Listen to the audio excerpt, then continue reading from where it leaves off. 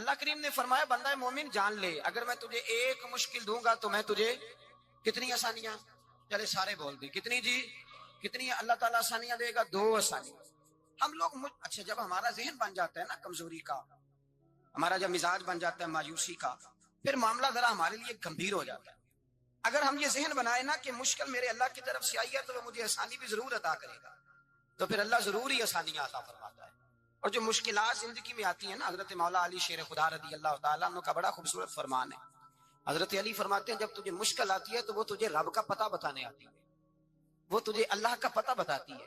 اس لیے کہ جب تو سارے اسباب کر لیتا ہے، جو ضرورت ہوتی ہے پوری کرتا ہے، تندرست ہو کے وہ کام کرتا ہے، پھر بھی کام نہیں ہوتا، تو اس کا مطلب ہے کرنے والا تو نہیں، کرنے والا کوئی اور ہے جو کام کرنے والا، کوئی اور ہے۔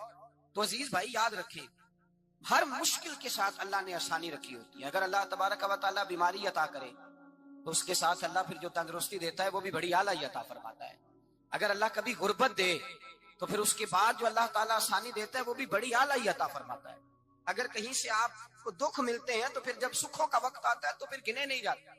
یاد رکھیں مشکلات کے پہلو میں آسانیاں ہوتی ہیں، اور جس آدمی کو مشکل آتی نہیں، میرے نبی کریم سید عالم صلی اللہ علیہ وسلم نے فرمایا مومن کو جو مشکل بھی آتی ہے اللہ اس کی برکت سے اس کے گناہوں کو معاف فرما دیتا ہے، اللہ اس کی برکت سے اس کے گناہوں کو معاف کرتا ہے۔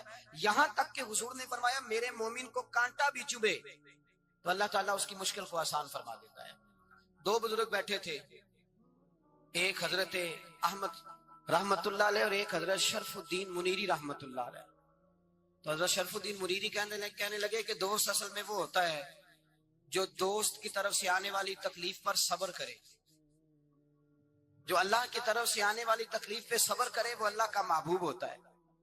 تو حضرت احمد فرمانے لگے نہیں مجھے تیری بات کی سمجھ کوئی نہیں آئی، صبر کرے وہ اللہ کا دوست ہے، مصیبت پہ صبر کرے۔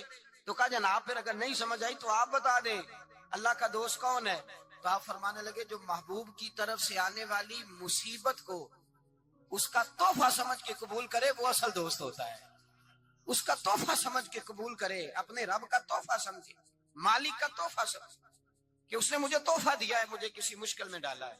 تو رب کریم بلا مثال و بلا تشبیہ سمجھانے کے لیے اللہ جب کسی کو مشکل میں ڈالتا ہے، کافروں کو تو اس نے موجیں کرائی ہوئی ہے، بڑی بڑی سہولتیں دی ہوئی ہے، مشکل میں ڈب بھی ڈالتا ہے، اپنے نیک بندوں کو ڈالتا ہے۔ نمرود اور فرعون کے پیروں میں کانٹا بھی نہیں چبھتا تھا، ان کو تکلیف نہیں آتی۔ تکلیف کسے آتی تھی؟ اللہ کے نیک بندوں کو تکلیف آتی تھی۔ حضرت رابعہ بصریہ جب تک زندہ رہی تب تک بیمار رہی، جس دن طبیعت ٹھیک ہوتی تو کہتی اے اللہ تو کہیں مجھ سے ناراض تو نہیں ہو گیا، تو کہیں ناراض تو نہیں مولا جب تو مجھے تکلیف دیتا ہے تو میں رو کے تیری عبادت کرتی، جب مجھے دکھ ہوتے ہیں تو میں سجدے میں تڑپتی، اور خدا بندہ اب تو میں سکھی ہوں، موج میں ہوں، مجھے رونا ہی نہیں آ رہا، تو خدا بندہ تو کہیں ناراض تو نہیں ہو گیا مجھ سے؟ دکھ تو اچھے ہوتے ہیں، دکھ تو پیارے ہوتے ہیں، اور دکھوں کے بعد جو اللہ آسانی دیتا ہے اس آسانی کا پھر کیا ہی کہنا۔ اس حضرت ایوب علی نبینا علیہ الصلوۃ والسلام بیمار رہے، 60 سال اللہ نے تندرستی دی۔ کتنے سال بولے؟ 60 سال، غور کرنا بات پر، 60 سال علیل رہے، پھر بیمار ہو گئے، 18 سال ہو گئے بیمار ہوئے۔ زوجہ کہنے لگی دعا کر لیں آپ کو اللہ صحت دے دے۔ ہمیں اگر کوئی بندہ پوچھ لینا کہ بھائی کبھی کوئی خاص بات تو سناؤ، تو ہم جو ساری زندگی سکھ کے ساتھ سوئے ہوتے ہیں وہ بات نہیں سناتے، وہ جو ایک رات درد سے نیند نہیں آتی اس رات کا قصہ سناتے ہیں، کہتے ہیں وہ میرے الٹے دانت میں درد تھا تو میں ساری رات سو نہیں سکا۔ او بھائی جو ساری زندگی سویا ہے اس کا تو ذکر نہیں کر رہا، ایک رات جو تجھے نیند نہیں آ رہی۔ کسی سے پوچھا جائے، ڈاکٹر کہتے ہیں 360 ہڈیاں ہوتی ہیں وجود میں، کسی سے پوچھا جائے نا تیرا کیا حال ہے تو 359 ہڈیوں کا ذکر نہیں کرتا، جس گھٹنے میں درد ہے اس کا ذکر کرتا ہے، کہتا ہے یہ گھٹنے میں بڑی درد ہے۔ او بھائی باقی 359 ٹھیک ہے نا، ان کی بھی تو کوئی بات سنانا۔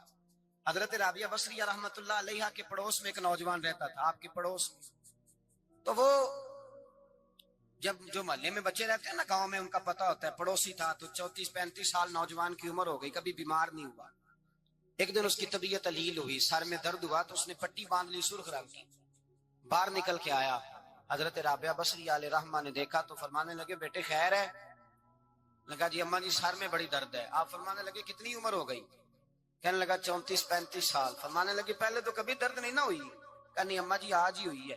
تو آپ فرمانے لگے 34 سال اللہ نے صحت دی ہے، تو نے شکر کی ایک پٹی بھی نہیں باندھی، اور آج درد ہوئی ہے تو شکوے کی پٹی تو نے فوراً ہی باندھ لی ہے، کوئی شکر کی پٹی بھی باندھنی چاہیے۔ حضرت ایوب 18 سال بیمار رہے، زوجہ کہنے لگی دعا کر لو، تو آپ فرمانے لگے بی بی سے کہ صحت کتنی دیر رہی؟ اس نے کہا 60 سال۔ تو آپ فرمانے لگے ذرا بیماری کو بھی 60 سال گزر لینے دو، پھر دعا بھی کر لیں۔ یہ دعا کی، اللہ یہ لفظ کہے، اللہ نے صحت دے دی، تندرستی آ گئی۔ ایک دن گھر میں بیٹھے بیٹھے زوجہ کہنے لگی کہ ایوب یہ بتاؤ دکھ اچھے کہ سکھ؟ آپ فرمانے لگے سارے دن ہی اللہ کے ہیں، پر دکھ بڑے اچھے تھے، مجھ سے پوچھو تو دکھ بڑے اچھے تھے۔ کہا کس طرح؟ حضرت ایوب فرمانے لگے جب میں بیمار تھا تو 24 گھنٹے میں ایک دفعہ میرا رب میرا حال پوچھا کرتا تھا، ایک دفعہ میرا اللہ پوچھتا تھا ایوب تیرا حال کیا ہے؟ فرماتے ہیں 12 گھنٹے تو لذت ہی رہتی تھی کہ میرے رب نے میرا حال پوچھ لیا، اور اگلے 12 گھنٹے میں انتظار کرتا تھا مالک حال دوبارہ کب پوچھے گا۔ فرمانے لگے اب صحت تو ہو گئی ہے، پر اب میرا رب میرا حال تو نہیں نہ پوچھتا۔ بھائی مشکلات جو ہوتی ہیں وہ تو تجھے سجا دیتی ہیں، سوار دیتی ہیں، تجھے یاد آتا ہے کوئی اپنا، جب تجھے درد ہوتی ہے نا، تکلیف ہوتی ہے، پھر تیرا دل کرتا ہے کوئی کندھا ملے جہاں میں سر رکھ کے رہوں۔ پھر اسی لیے تو کسی درویش سے کسی نے پوچھا تھا اپنا کون ہوتا ہے؟ تو کہا جو تجھے دکھ کے وقت یاد آئے وہ تیرا اپنا ہے، جو تجھے عین آزمائش کے وقت یاد آئے اور تجھے اس کا نمبر فوراً تیرے موبائل پہ چلنے لگے، وہ تیرا اپنا سجن ہے جس کو تو دکھ کے وقت یاد کرے۔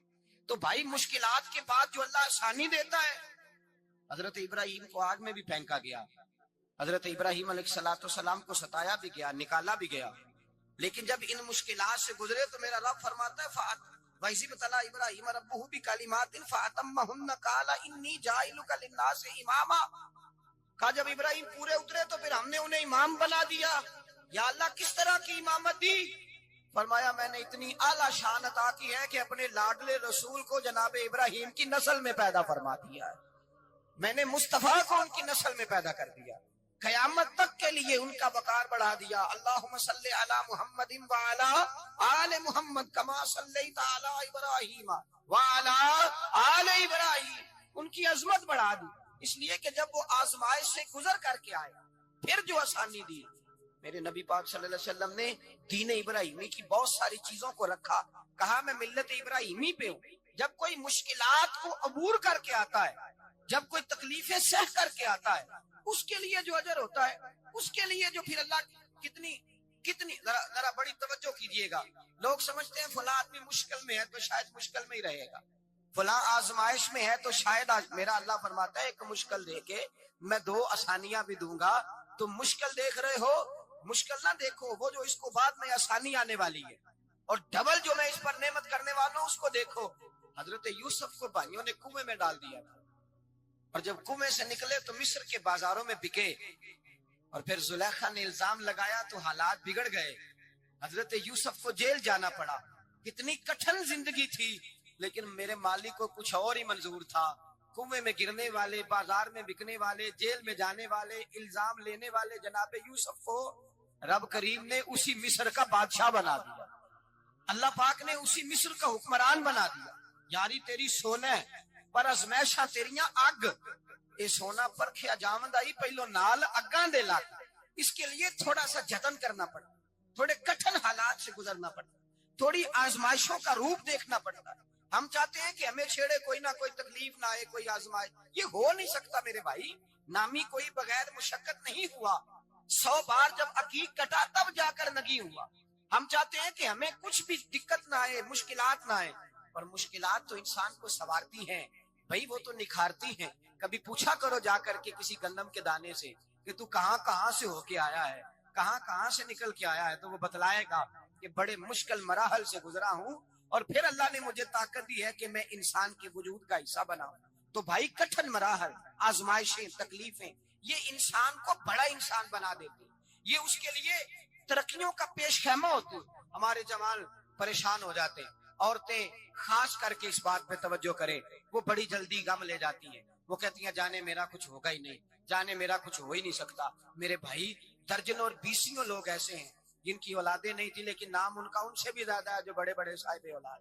حضرت عبداللہ مزنی حضور کے غلام تھے، قبیلہ مزن کے رہنے والے، والد فوت ہو گئے، چچا نے پالا تھا، اسلام قبول کر لیا، چچا اسلام کا بڑا دشمن ہے، حضور کا نام آئے تو جلال کرتا ہے، حسد اور بغض میں جل جاتا ہے، بڑی اسلام کے ساتھ دشمنی اور عناد رکھتا ہے۔ حضرت عبداللہ کہتے ہیں پہلے تو میں عشق رسالت کو دباتا رہا، پھر یہ چنگاری شعلہ بن گئی، پھر کہ یہ ہلکا سا جذبہ سمندر اور صحرا کا روپ دھار گیا۔